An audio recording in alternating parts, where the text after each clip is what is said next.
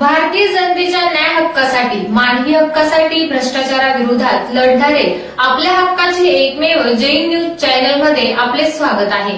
जाणून घेऊया दिवसभरातील काही ठळक घडामोडी।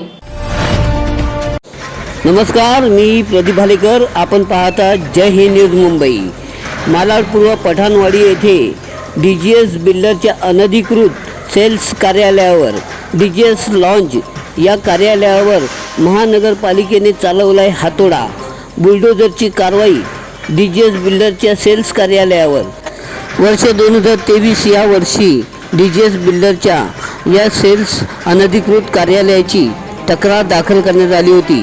त्या अनुषंगाने ही महानगरपालिकेने तोडक कारवाई केलेली आहे। डीजीएस बिल्डर आणि ओमकार बिल्डरची भाड खाऊन जगणारे मालाडमधील स्थानिक राजकीय नेते आमदार सुनील प्रभू आणि स्थानिक नगरसेवक अजित राव राणे या समाजकंटक समाजद्रोही नेत्यांनी लक्ष दिले नाही का? या अनधिकृत बांधकामांकडे का लक्ष नाही या नेत्यांचे?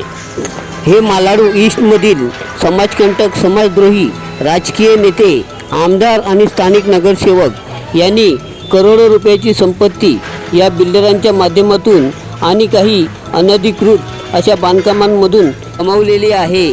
डीजीएस बिल्डरच्या मुंबईपासून विरारपर्यंत आणि विरारपासून यूपीपर्यंतच्या सगळ्या प्रोजेक्टच्या चौकशी ED, income tax of India, CBI, anti corruption आणि लोकायुक्तांच्या माध्यमातून ही चौकशी सखोलपणे झालीच पाहिजे।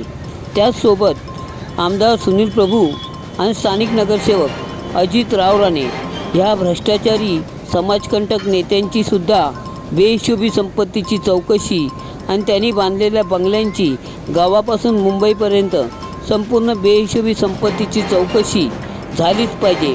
जय हिंद न्यूजच्या माध्यमातून या सर्व प्रकरणाचा फॉलोअप आम्ही सतत घेणारच आहोत आणि वेळ पडल्यास न्यायालयापर्यंत या संपूर्ण गोष्टी मांडणार आहोत। जय हिंद न्यूज मुंबई, प्रदीप भालेकर,